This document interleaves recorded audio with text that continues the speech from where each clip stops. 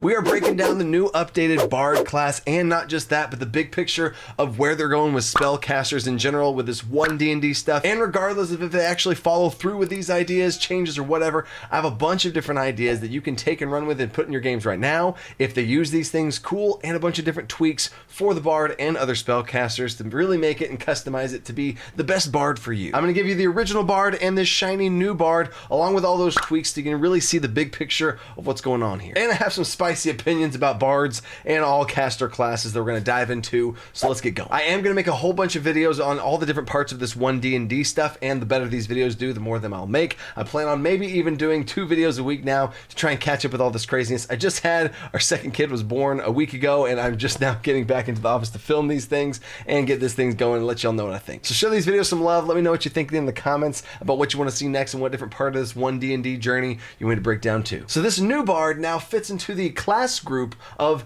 expert. There are now expert mages, priests, and warriors, which I do love the categorization grouping. I think that's great for brand new players, and bard fitting into expert fits really nicely along with the ranger and rogue. Awesome, cool. And they're really being user friendly now because they actually are listing off the primary ability scores of what you should probably put your points into to help out new players as well, and have prepared spell lists that you recommend that you should, hey, start off with these spells. So when a new player picks up a class, they don't have to pick all their spells. They can just start off the game with the pre-selected prepared spell list and be good to go. But we'll get into all the spell casting stuff here in a second, because the first thing they throw down, it's a little bit different, are the proficiencies. I really like what they're doing with proficiencies, because instead of listing off simple weapons and then a list of specific martial weapons that are kind of tailored towards that class, they're keeping it real simple with these simple weapons of you either get simple weapons and that's just it, or you also can do martial weapons. That's going to be a lot more simple for trying to remember what class can have proficiency in what weapons. It's real simple.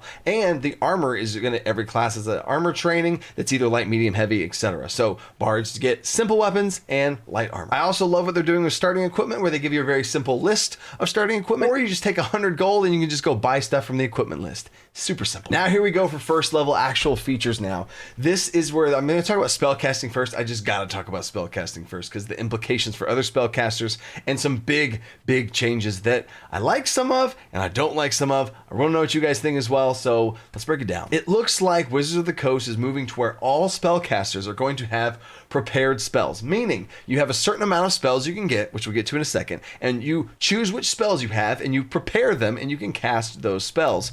But on a long rest, you can choose to switch up those spells to different spells and prepare different ones from the ones that you already had selected. You used to have to pick a bunch of spells, and once you've chosen those spells, those were the spells you knew. And when you leveled up, you could swap out a spell and there's a little bit of wiggle room there. But in general, those were the spells you knew, and that's kind of it. There wasn't a lot of freedom with specifically the bard. Other classes could swap out spells and prepared spells, and the cleric could have divine spells and they could switch them out based on their deity, and they could ask their deity to swap out, and that makes a little bit of sense. So I'm going to move into my opinion here. Overall, I don't like every class having prepared spells, simply from the fact of the logistical explanation, real world component of it. I know it's imaginary, but still, the real world aspect of why can a bard not cast a spell that they've cast before? It's from the cleric perspective. You might pray to your god and grant, I want these certain abilities, and I want you to grant me these powers within the spectrum of your overall power. I want these ones. Sure, that makes sense. I can wrap my head around that. I can go with that. And even from a wizard's perspective, if they have a book that they scribe certain spells into a certain section of their book that can cast faster and the rest of their book is like a tome of knowledge or something, sure, I can run with that. But a bard and a sorcerer even, like why, if you have the ability to cast a certain spell and then you choose a different spell, can you now not cast that? Why can't you cast that? That feels bad from a dungeon master's perspective and a player's perspective of why a bard can cast Charm Person and then the next day they didn't select that spell, but the situation comes up where they should cast Charm Person or want to and can't. Why? I can go with that for the warlock, cleric, even wizard, and maybe druid if you wanted to go with like a Mother Nature type of granting, asking the earth for certain types of things on a daily basis. But bard and sorcerer, I just really feel like that's going to be weird, and a prepared spell list for bard That just feels weird to me from a logistical standpoint. But again, comment in the comment section if you could explain it, and if someone can give me a good explanation as to why they can't cast those spells, I'll feel a lot better. But from a logistical perspective, I do think it's interesting that they're going to be moving towards every class having prepared spells and there being some similarities between all of them. At least I think that's where they're going. It would be very interesting to see if different class groups had different ways that they casted spells. Like the priest group had different way that their spells worked and how they're prepared, and the mages group had different spells of how they prepared. And the expert group, maybe this is how the expert group works, and this is the way only for the bards. But then that feels weird again based on the prepared spell list for bards. But I'll take that. I'll put my opinion aside now and keep focusing on the differences here of where they're going. Because the second thing, and the thing I do like, is how prevalent schools of magic are in this world. There are 8 different schools of magic. I would love to do a whole video about the schools of magic. I could really dive deep into all of that. It's really cool, and I really love it, of how to think about the schools of magic, even though there's some spells that I feel like should be different schools of magic. But that's for that video. But another thing they're doing is different types of magic. There's different domains of magic, being divine, arcane, and primal. I love those 3 different spell lists to be able to differentiate the types of magic, of where the magic comes from. I just really love the flavor of where this thing could go, because something like the school of divination or something, divination, seeing things far off and away. Divination under arcane might look or feel different than divination from the divine school of magic. That might be a much more like some angelic voice speaking to you or something. And primal divination might look even more different in some sort of way you feel an emotion in your chest, or the winds in nature around talking to you like you've seen in Critical Role. But anyway, I love these different spell lists of magic across the 3 different categories and the 8 schools of magic. So now for bards, the prepared spell list here, they have the default spells of Color Spray, Disguise Stealth, Prestidigitation, and Vicious Mockery. Awesome, cool. We'll get into that here in a second. But they can only pick from the arcane spell list, and they have to stick within the schools of divination, enchantment, illusion, or transmutation.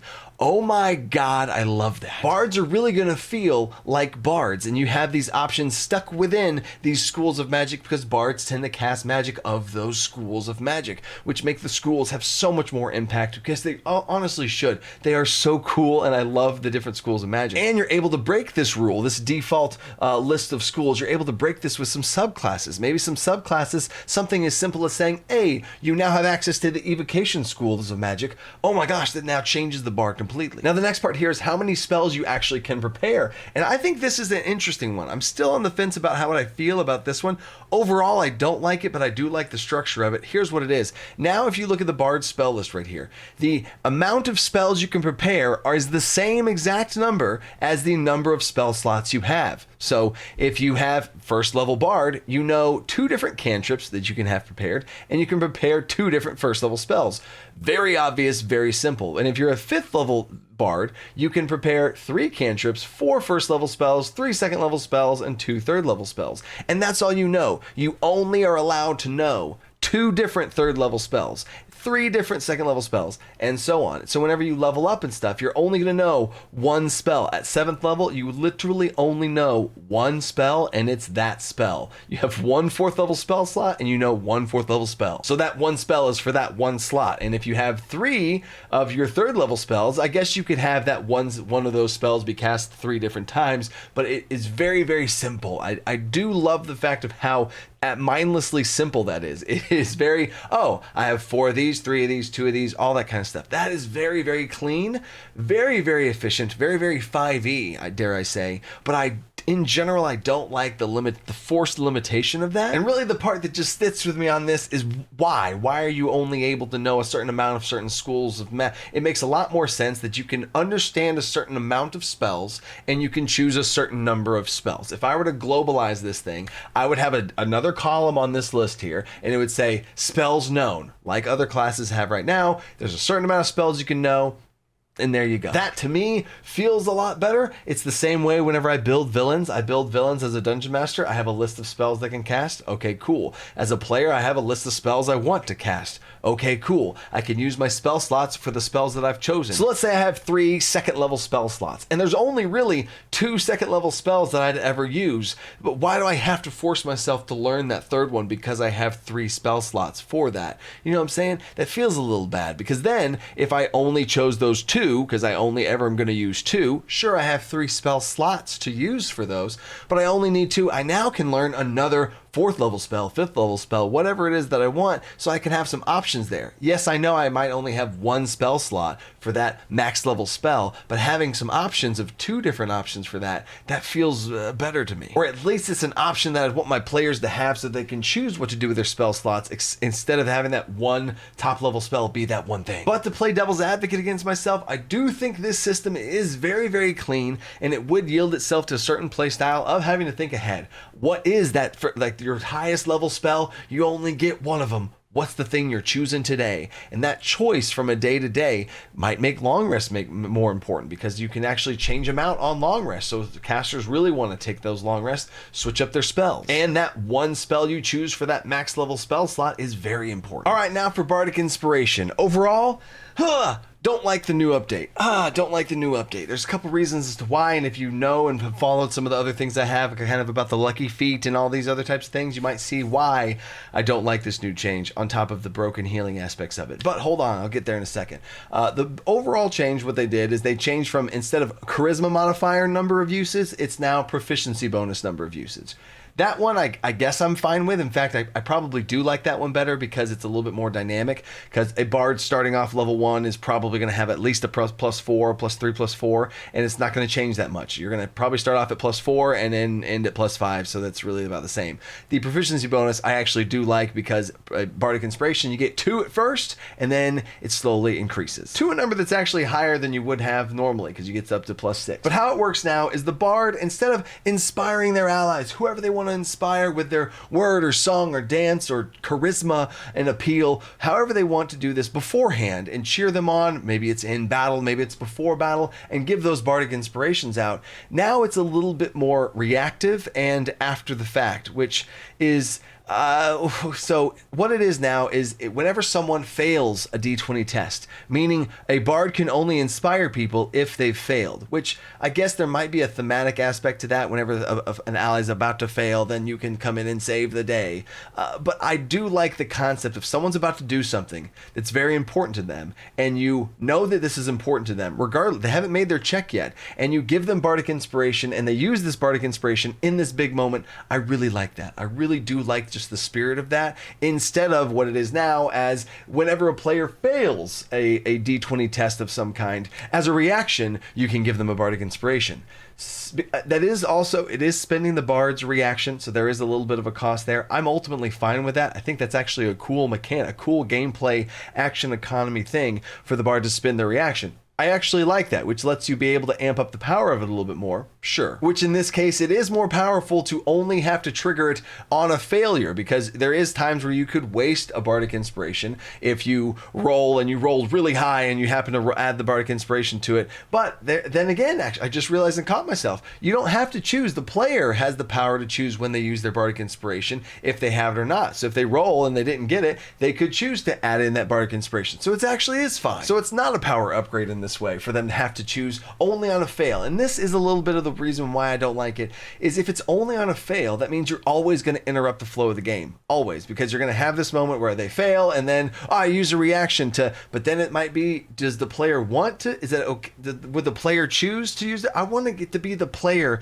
who made this failure and them choose to use their bardic inspiration in this moment, because this is the moment that's important to them, instead of having the bard have to make that choice for them. Does that make sense? So now the bard has to decide for the other players when they're going to use their reaction to do that. And if they don't do that and the player really wants to succeed, now there's going to be a weird dynamic at the table where they're going to be like, hey, do you want to inspire me? That feels really bad. And I'm not saying players would do that, but that might be a feeling or a vibe at the table of, especially if I'm a bard and they fail and they really want to, like, it just doesn't feel as good to me. Instead of, hey, I want this help this person out, I give them bardic inspiration because they're in a rough spot. Your characters might have a reason from a role play perspective to do it. You want to just help that player out, whatever it is. I'll give you the bardic inspiration, and then my hands are clean. You do with it what you want. So I like that a lot better, of giving it to that player, and that character can decide when they use it. Awesome, cool, I'm free from it. And then it gets into the second thing about the healing component of this. You can use a bardic inspiration as a reaction to heal someone within 60 feet of you. That's crazy. That's absolutely crazy for all bards to be able to do that, because I know when this is going to be used. You're not going to use this whenever someone's at full health or they're at over half health or something like that. This is only going to be used in the most exploitable, broken way possible. More than likely is a player's going to get to the point where they're about to be dead, and guess what? You're within 60 feet of the bard. Everybody's going to start metagaming. Whether or not it's on purpose or not, or optimal or not, it just feels bad for this to be out there. Whether my players are the best at not metagaming. But I hate when there's mechanics in the game where if you were to play them most optimally, how some people like to play the game in a very optimal min-max type way, which is totally fine. I love it. I'll fully support it. Go for it. It's best to use this feature in a time where you would be knocked unconscious. So you're at 2 hit points and Jimmy has inspiration up and he's within 60 feet. It's fine. You don't have to heal him. You're good. I have my reaction. You can take it. And then sure enough, the goblin comes around, stabs the guy, he goes down, reaction, and you heal for roll the dice. Okay, cool, you have 3 hit points now. That just feels real crazy and very, very powerful. So I do see it is costing a reaction, so that maybe this is a little bit of that power balance situation, but I just ultimately do not like the healing aspect of this. We're going to get to the healing aspect over here in a second with the songs of rest that we're getting into, but this is very powerful healing ability baked into bards that aren't necessarily healers. They can heal, but this is kind of forcing a very strong reaction heal with a resource that's very easy to get. And another thing as far as optimization goes, if I was playing a bard and I have 2 inspiration dice and I use one of them, I'd be very hesitant to use the next one, especially if things are going south, because I might need to hold on to it because I have this healing ability. Whereas if you didn't have this healing ability, I could use my inspiration how I want to use inspiration. But if you introduce this healing element to it, there's going to be this, maybe I should hold on to it to make sure that I can heal somebody because this is such a crazy powerful ability. So if it was up to me, my quick little homebrew here is I would take this heal ability, remove it from the bard class, and give it to a bard subclass. And I think each of these subclasses should have at 3rd level, whenever they get this their bard class subclass feature, they should have some sort of super awesome, cool, broken way that they can use their inspiration.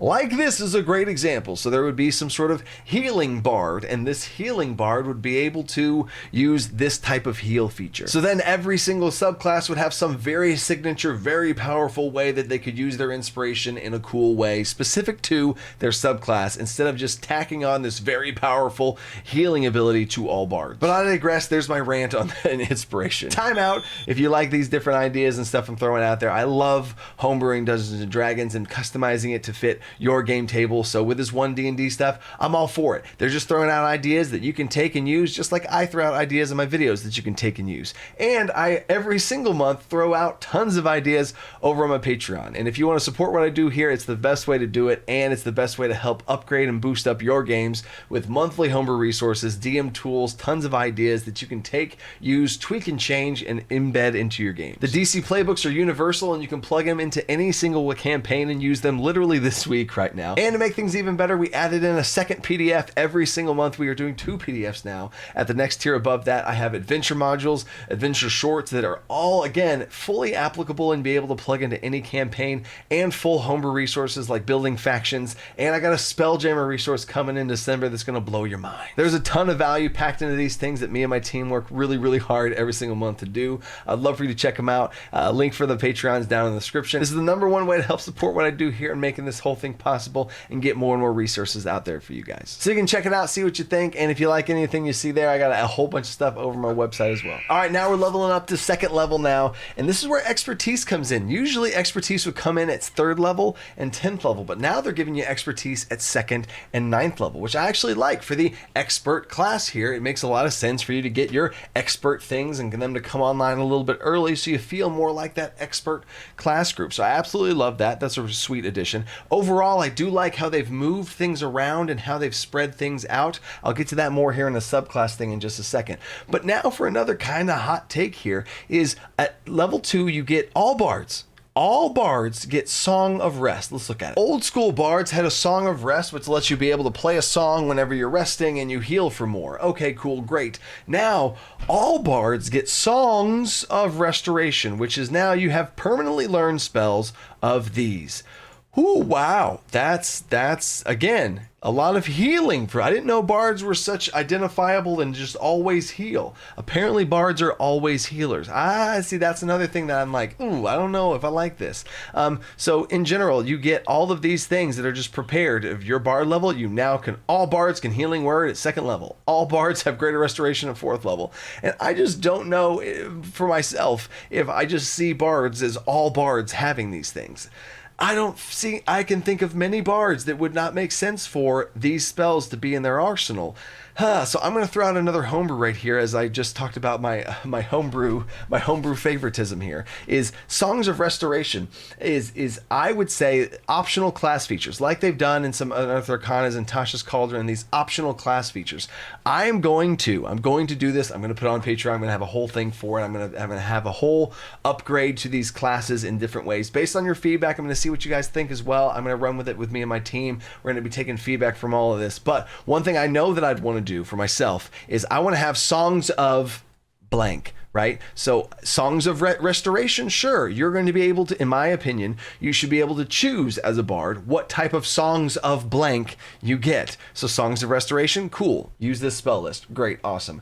Or you could have an optional class feature. Instead of having the level 2 feature, Songs of Restoration, you would have Songs of Trickery, and you would have a same little spell list of free spells for you to be able to get, which I'm going to get to also here in a second. But you would have trickery type spells. You would have enhancement, enchantment, illusion, songs of illusion. There would be choices for you to choose from instead of being forced to have healing spells for your bard that you might not identify as a healer at all. Again, in some weird meta way, because I have healing word now and someone's dying, I feel the most optimal thing is that I should heal them. Maybe your bard doesn't want to be in that situation. You don't want to be a freaking healer. You want to be an illusionist or a song and dance, and you don't want to heal people. You shouldn't have to have healing stuff shoved onto you. So I think the Songs of Blank would be a much better spot that I am going to provide for you guys. I'm going to make a whole resource for it. It's going to be a whole thing. But that's my first thing about, like, okay, no. But Songs of Restoration might be perfect for your bard, but I'm going to provide other options of Songs of Blank, and I'm probably going to base it off of Schools of Magic, because I do think that's really cool. And the Schools of Magic here is Divination, Enchantment, Illusion, Transmutation. So I would probably have a Songs of Blank thing for each of those schools, and that would feel a lot better and have more choices, and you can make the bard that's more right for you. Which also brings me to another rant about the whole spell list thing. Whenever you have spells that are you're only able to prepare this many spells, look at this bard. A 2nd level bard is going to have access to 5 spells. 5 of them. That's not a lot of spells. I mean, 2 cantrips, 3 1st level spells. You have 5 total spells that you have access to, which just doesn't feel like a lot. Now, granted, the 2nd level feature does help out, because at 2nd level, hey, I can now cast Healing Word. But if this was a little bit less forced of healing, and you could have a different, more option choice there from the other Songs of X thing I just recommended, then that would help out this thing a little bit. And I do have some things I'll get to at the end of the video on solutions to some of these problems. But I do think a problem that I would feel as a bard myself, or for my bard players, is them not having enough spell options. You only have 5. That's not really a lot. I do think this might open up some things about multi-classing, though, because if you're in a multi-class into another class, you'd be able to have 2 cantrips from a bard, 2 1st level spells from a bard, and 2 spells from whatever other class you are, and 2 first. You see what I'm saying? And if you had a multi-class, you'd be able to have more options for those lower level spells. Because myself as a player, I like to have a lot of different cantrips. I'm a cantrip fiend usually if I can. But yeah, that's just an option. Maybe multi-classing will help solve. Anyway, now back to subclasses. You're now going to get your subclass at 3rd, 6th, 10th, and 14th level instead of 3rd, 6th, and 14th level. They're actually adding in a 4th subclass feature for bards, which I absolutely love. And it looks like every single class is going to get their features at 3rd, 6th, 10th, and 14th level. But I think this might be a group thing. This might be a group-based thing, and different class groups are going to get their subclass features at different spots. Because I think certain things like a sorcerer should probably get theirs at 1st level. I think wizards should get it at first level, and yeah, sure, warlocks get it at first level. So I think those in the mage group are going to get theirs at first level. It would also make sense for clerics and things, and who their deity is that's granting them their powers. It would make sense for them to also get it at first level. So I think it's going to be class group based, but I do like the actual grouping, and it's a little bit more similar because I homebrew a lot, and there's going to be times where someone wants to homebrew a subclass, but then you have to think of when you get subclass features, and every class is different. So I really do like that they are universalizing, that's a word, 3, 6, 10, 14 for rogue, ranger, and bard. And this also means subclasses for bards are a lot more cool now, with 4 now to give you more options to be able to make that subclass feel like this cool, unique, different type of bard. The next change now is at 5th level, Jack of all trades moves from a 2nd level feature you get over to a 5th level feature. Totally fine with that. That sounds great. Now for 7th level, you get Font of Bardic Inspiration, which you used to get at 5th level. It's now been bumped back to 7th level and given a boosted upgrade because you get it at a higher level, so that makes more sense. If you take a feature from a lower level that you usually got at something here and you move it up to getting it later on, it should probably be more powerful because you're a higher level. You should get more powerful things the later on you get in general, so this does feel good. So your Font of Bardic Inspiration is going to let you get your inspiration dice on a short rest now. Instead of just a long rest, you get it on short or long, so that's nice. And it added in an extra thing here, which makes the healing thing even more broken just in general, is if you roll a 1 on your Bardic Inspiration, it does not consume the charge of it. So, oh, wow, that heal, somebody's about to fall unconscious, and all you need is 1 hit point to bring them back. So you roll it, and it's a 1, and that's actually good in this case that you rolled a 1 because that's all you needed it for, and you still have your Bardic Inspiration. So that's actually now good to roll a 1 if you're using it to heal, which is kind of how you should be using it because that's the most optimal or broken way to do it in this case. Oh, you see what I'm saying? I like this whole on a 1 for the D20 tests. Any sort of D20 roll, yes, that does feel good because you roll the Bardic Inspiration and it's just a 1. That's a bad moment. Like, oh man, that probably is not going to be the thing to cause it to go over to the. It's probably, you didn't probably just fail by 1. Probably, right? So that's a little bad. But hey, it's a little bit of a silver lining if, oh hey, now I still gain my Bardic Inspiration dice. That's like a group win. That's not that bad. Okay, cool. But if you have that dang healing ability in there, this becomes something I now don't like. So again, if you remove that heal thing, I'm all on board. So now let's go to the table for the overall picture here because we're at 7th level. 8th level, you get a feat. Cool, okay. 9th level, you get expertise again that you also got at 2nd level here. That's fine and great. Subclass feature at 10th level. Magical secrets now you get at 11th level and 15th level. Magical secrets lets you be able to pick from other school lists. So remember how you're limited to just arcane? Now you can dip into divine and primal, and it's not restricted to schools of magic. So you can ignore the magic group restriction and the school of magic restriction, which is amazing and awesome. And oh my God, I love that. Why are bards only getting this at 11th level? I feel like they should get this somewhere sooner up in here, maybe at 5th level, tied in with a Jack of all trades, at least get 1. That might be another. Again, I'll save my big picture, some fixes and ideas I have. This is just such an iconic thing for bards, being able to have the Jack of all trades, casting spells from other school. That's so freaking cool. And the problem of them not having enough spells, I think it'd be really cool to have, maybe bake this into the Song of Restoration. There's lots of that. That's kind of maybe a better option, is having these magical secrets weave its way in here and introduce magical secrets here. Take out the Songs of Restoration. Take out my Songs of X idea that's trying to fix the Songs of Restoration concept, and have it be magical secrets, and just let this be magical secrets, and you can get 2 spells from anywhere. That's crazy. That's cool. That's very bardy to me. Bardy party. Let's go. That was dumb. But anyway, magical secrets at 11th level, which again, most players don't even get to 11th level. So I don't know why it's here this late. I love this and I want it to be sooner. I feel like this is very bard. Anyway, and then you get a feat at 12th level, and then look at this. I hate this. This is a pet peeve of mine from a game design standpoint, from a Dungeon Master design standpoint. I hate this for my poor players whenever this is what they get at 13th level. Yes, I know that they get a 6th level spell. Woo! That's not enough to be excited for level ups. I have like 3 videos I've done on bonus level up perks. I have entire PDFs on bonus level up perks where I give my players something at each level up. For this reason, I hate this so much. 13th level, you get Jack Diddley. I have a solution for that. We'll get into it in a second here, but that just feels bad. There should be something in all of these. They've done a great job up to this point of spreading all these things out, and then this is just nothing, right? Anyway, subclass feature, awesome, cool. Further magical secrets, awesome. We need more of it. Great. Feat, awesome, cool. Come on, 17th level. Oh, again, swing and a miss again. We got nothing. Oh, this is when you get your 9th level spell. Okay, maybe that's okay. Maybe it's okay to have a blank here, but I'd still say it's not okay to have a blank here. Again, I'll get to my solution here in a second. And then 18th level superior Bardic Inspiration. This also, if you didn't know, is how this one D&D thing is adjusting the Capstone. Usually at 20th level in your class, at the 20th level, the max level of your class, you got a super cool Capstone. A lot of times it sucked really bad. But hey, and now what they've done is they've taken that level 20 Capstone and bumped it down 2 levels to 18, which overall I love. I think that's a brilliant decision. I completely agree with it in every single way, because most people don't ever get to 20th level to even have that feature in the first place, and if you do hit 20th level, you're probably not 20th level for long because the campaign's about to end. Newsflash.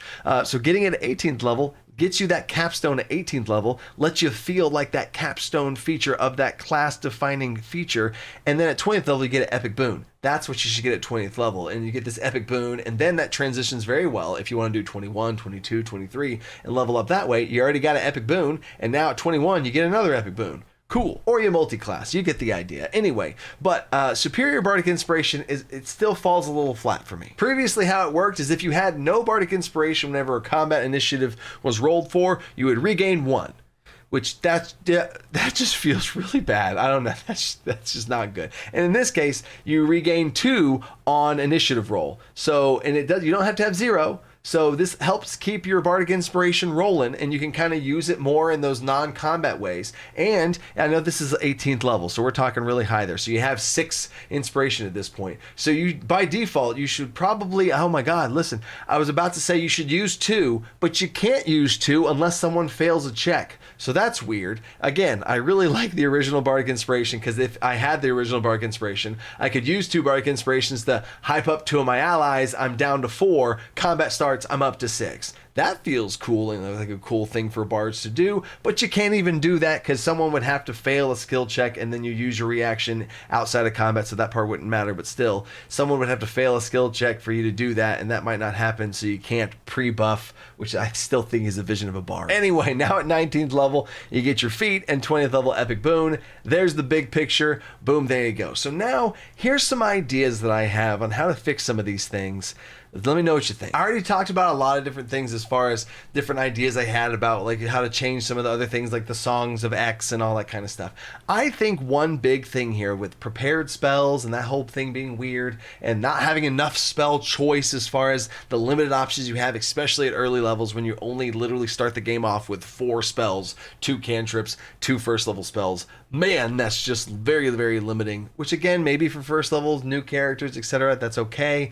But anyway, here's what I want to add signature spells, especially for the bard. Honestly, I'd want to add signature spells to every class, but for the sake of a bard, it just feels even better for a bard. And honestly, you could also put these things here. You could put a signature spell 17th level, signature spell 13th, and for myself, you would get a signature spell at 1st, 5th, 9th, and 13th and 17th. So you get it 1st level, 5th level with Jack of all trades, because honestly, let's be honest, that's really not that big of a deal. It doesn't even really you don't almost even feel it because it's on off things that you're not as proficient on, which you're not going to use as much anyway. And then you also get it at 9th level, which pairs up with expertise because you already got expertise here. You get it again at 9th level, which is honestly not a very powerful thing at 9th level. Remember, we talked about at 2nd level you get expertise and something, and then at 9th level you just get expertise and nothing else. So I do think that it would make sense for have a signature spell here as well. But what a signature spell is 1 free prepared spell. You see this type of thing in other schools of like clerics. Whenever they have the war domain, they get certain specific spells for their domain, which feels good for clerics and it gives them a different class theme based on their subclass.